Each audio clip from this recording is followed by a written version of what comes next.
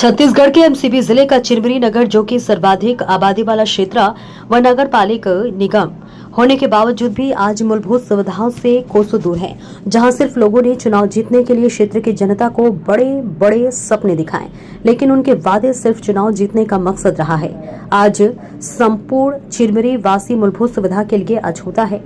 आज न चिरमिरी क्षेत्र में कोई उद्योग है, न कोई कारखाने हैं, न कोई जीवन यापन के लिए बेरोजगारों के लिए कोई रोजगार है। क्षेत्र में बंद पड़ी कोयला खदान में बड़े बड़े चोरों का गैंग आज भी सक्रिय है, जो रोजी रोजगार के लिए चोरी को ही अपना रोजगार मान लिया है। चिरमिरी में सट्टा लिखाने वालों की भी कोई कमी नहीं है, जो पैसा कमाने के लालच में जगह जगह पर सट्टे की पट्टी काटते देखे जा सकते हैं। और कुछ बचे युवक और गरीब लोग अवैध महंगा शराब को बनाकर अपना जीवन यापन कर रहे हैं, क्योंकि चिरमिरी में न कोई रोजगार है, न कोई रोजी रोजगार के कोई साधन है। चिरमिरी की आबादी, जो जिले की आबादी से सर्वाधिक आबादी वाला क्षेत्र कहलाता है, यहाँ के जन प्रतिनिधि सिर्फ वादा कर जनता को अंधकार में रखे हुए हैं।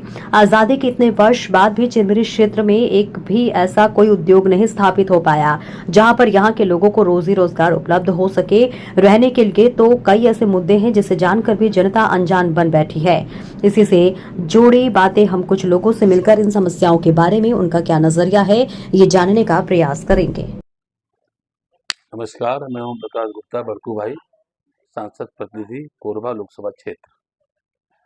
गुप्ता जी, चिरमिरी जो कोयले पर निर्भर है, यहाँ का व्यापार, यहाँ का रोजगार, आज चिरमिरी का अस्तित्व दिन पे दिन समाप्त हो रहा है, क्या वजह है? आपका बहुत अच्छा प्रश्न है रिचर्ड भाई। आज चिरमिरी जो लोगों को रोजगार देता था, आज यहाँ के लोग बंद होती खदानें और जिस तरह से नई खदान खोलने का वादा किया गया था तिब्बल इंजन सरकार के द्वारा, भारतीय जनता पार्टी के द्वारा, यहाँ का खदान तो नहीं खुली नहीं, पर खदान बंद होती चली जा रही है। इससे यहाँ के जो युवा साथी है, जो हमारे युवा लड़के हैं, यंग लड़के हैं, वो नौकरी के लिए 8,000 10,000 में नौकरी के लिए 1,000 किलोमीटर दूर जाना पड़ रहा है। ये दुर्भाग्य की बात है। और इसी बेरोजगारी के होने के वजह से यहाँ पर अवैध धंधे बढ़ते जा रहे हैं। अब इस अवैध धंधे में लोग नशे के दलदल में धंसते चले जा रहे हैं। कुछ लोग शराब का नशा कर रहे हैं, कुछ लोग गांजे का नशा कर रहे हैं। इससे चिरमिरी की स्थिति बहुत खराब और बहुत भयानक और भयभीत स्थिति होती जा रही है। एक यहाँ पर लोग पलायन तो कर ही रहे हैं, और पर जो बच्चे शिक्षित हैं, पढ़े लिखे बच्चे, उनको नौकरी नहीं मिलने की वजह से वो कोई सट्टा खेल रहा है या कोई अवैध धंधे में समय गंवा रहा है। तो सरकार की जिम्मेदारी है कि इन खदानों को हम जल्दी से जल्द और नई खदानें खोलें, या खदानें जो बंद हो चुकी हैं उसकी खानापूर्ति करके, उससे फॉरेस्ट वालों से एनओसी लेकर के और खदान खोलें, ताकि यहाँ के बच्चे चेन्नई या बम्बई 8,000 10,000 की नौकरी करने के लिए बाहर न जाएं। और एक तो सबसे बड़ी बात ये है कि जो एक तो बच्चे बेरोजगार हैं, पैसे की आय के कोई साधन नहीं है, उसके बाद वो बच्चे माँ बाप से पैसे उधार लेकर के, लड़ाई झगड़ा कर करके वो सट्टे के दलदल में या अवैध और भी अन्य अन्य कारणों के धंधे में चले जा रहे हैं। और कोयले का जो अवैध व्यापार हो रहा है, अवैध कोयले का व्यापार है, इसको भी पुलिस रोक नहीं पा रही है। और तिब्बल इंजन की सरकार केवल वादा खिलाफी बात कर रही है कि हम ये कर देंगे, वो कर देंगे। मैनिफेस्टो में तमाम किस्म के उन्होंने वादा किए यहाँ के रोजगारों को, बेरोजगारों को नौकरी देने के लिए, पर ऐसा कुछ हो नहीं सका। और इससे यहाँ की जनता, यहाँ के लोग बहुत आहत हैं और पलायन रुक नहीं रहा है। इससे चिरमिरी धीरे धीरे घटता चला जा रहा है। एक दिन ये स्थिति हो जाएगी कि चिरमिरी मरणासन स्थिति में हो जाएगा। फिर हम केवल उसको चिरमिरी को याद करेंगे कि एक चिरमिरी था, एक चिरमिरी था। आपका नाम? नमस्कार, कमर सिंह नाम है मेरा। सिंह जी, चिरमिरी की जनता चिरमिरी के कोयला खदान पर निर्भर है और चिरमिरी का अस्तित्व दिन पे दिन खत्म होते जा रहा है, इस बात में कितनी सच्चाई है? 100% सच्चाई है। चिरमिरी जब बसा उस समय आज़ादी के पहले कोल माइन की खदानें अंग्रेजों के टाइम में खोली गई थी।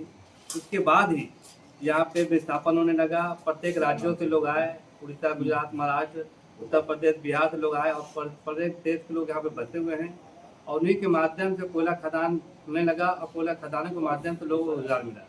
रोजगार के माध्यम से लोगों का जीविका चला और उसी माध्यम से नगर निगम पालिका बन के आज खड़ा था। लेकिन अब धीरे धीरे अस्तित्व जो है वो दिन पर दिन गिरते चले जा रहा है।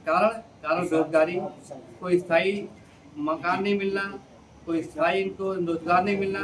पता नहीं प्रशासन बीजेपी की हुई थी, कांग्रेस की हुई थी। पिछले 15-20 सालों से जब से हमारा पुलिया जिला बना अलग हुआ छत्तीसगढ़ राज्य, बेरोजगारी का मुद्दा ऐसी है कि आप देख लेंगे पूरे चिरमिरी में या फिर मनेगढ़ पूरे एमसीबी जिले में एक भी रोजगार उद्योग धंधे बता दें कोई लगाया हो, कोई शासन ने लगाया हो, कहीं भी कोई भी लगाया हो, कोई उद्योग ऐसा लगाया हो जिसमें 150 आदमी रोजगार काम करते, मैं मुंह मुड़वा दूंगा। एक भी रोजगार लगवाया तो शासन प्रशासन कर रही क्या है? बस अपना कमीशन भर रही है, अपना पेट भरी है। दिन पर दिन चिरमिरी का अस्तित्व खत्म हो रहा है, आबादी कम हो रही है। नगर पालिका नहीं रहेगा कुछ दिन में, अभी जांच किया जाए तो इसकी आबादी कम मिलेगी और नगर पालिका निगम के लिए 1 लाख के ऊपर आबादी होनी चाहिए, जो अब नहीं है। इस संबंध में शासन प्रशासन से मेरी गुहार है, प्रार्थना है कि इस संबंध में आप प्लाटिंग करके लोगों को विस्थापन करें, रोजगार कर दे, नहीं तो बर्बाद करने तो लगे हैं लोग, बर्बाद कर दें। चिरमिरी में उद्योग नहीं लगने की क्या वजह है? अपना पेट भरना। अभी पूछेंगे तो बोलेंगे कोयला है। अरे कोयला एक जगह मिल रहा है, बाकी जगह तो खाली है, मालवीय नगर पूरा खाली है। विस्थापन कराइए ना, लोगों को बनवाइए कुछ।